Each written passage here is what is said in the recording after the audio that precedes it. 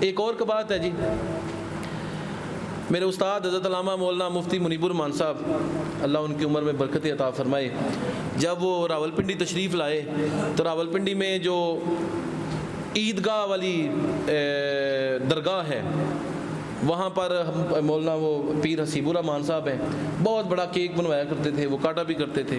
تو پچھلے سال مفتی صاحب تشریف لائے تو انہوں نے منع کر دیا بھائی کیک نہ کاٹو، اس کے علاوہ اور کوئی طریقہ کار اختیار کر لو۔ مٹھائی بانٹنے کا تصور ہمارے ہاں ہے، چاول بانٹنے کا، کھانا بانٹنے کا تصور ہمارے ہاں ہے، یہ کیک والا ٹکسلا ضرور آپ نے اس میں کرنا ہے۔ اور جب یہ لوگ اس طرح کرتے ہیں مجبوراً ہمیں بھی شرکت کرنا پڑتی ہے، اس وقت مسئلہ اگر بتائیں تو پھر لوگ ناراض ہو جاتے ہیں۔ اس لیے یہ جو کیک کاٹنے والا تصور ہے نا یہ نہ کرے۔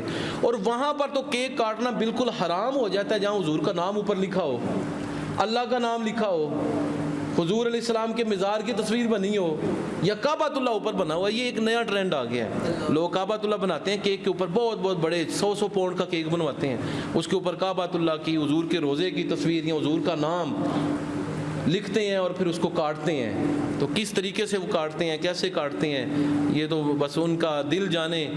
ہمیں تو یہ تصور جو ہے وہی پسینے سے شرابور کر دیتا ہے کہ کوئی بندہ حضور کے نام پر چھری چلائے، حضور علیہ السلام کے روزے کے ٹکڑے کر دے۔ نبی علیہ السلام نے فرمایا تھا قرب قیامت میں ایک وحشی حبشی ہوگا پتلی پنڈلیوں والا جو کعبۃ اللہ کو گرا دے گا، پاش پاش کر دے گا کعبۃ اللہ کو، اینٹ سینٹ بجا دے گا۔ تو ہم مسلمان ہونے کے باوجود آج کعبۃ اللہ کی تصویروں پر چھری، یا ان کو کعبۃ اللہ کو بنا رہے ہیں، کیکوں کے اوپر حضور کے نام کو بنا رہے ہیں، اللہ کے نام کو بنا رہے ہیں۔ تو خدا را کچھ تو تصور، میرا خیال ہے مقام شرم ہے، مقام حیا ہے، کچھ خیال اس حوالے سے کرنا چاہیے۔ یہ جدت کا تصور معراج کے اندر اتنی تیزی سے آ رہا ہے کہ ہماری شادیوں میں بھی اتنا تصور جدت کا کبھی نہیں آیا۔ معراج کے حوالے سے آج کل جتنا تصور جدت کا آ رہا ہے، ہر کوئی بندہ اپنے ڈھنگ سے، اپنے طریقے سے، اپنے معاملے سے اور اپنے نظریے سے یہ معاملات کرنے کی کوشش کر رہا ہے۔ اس حوالے سے ہمیں سب سے پہلے دیکھنا چاہیے ایک مسلمان کو کہ میلاد کا معاملہ ہے، حضور کی یوم ولادت کا معاملہ ہے، جلسے جلوس کا معاملہ ہے، محفل میلاد کا معاملہ ہے، تو اس میں جائز اور ناجائز کیا ہے۔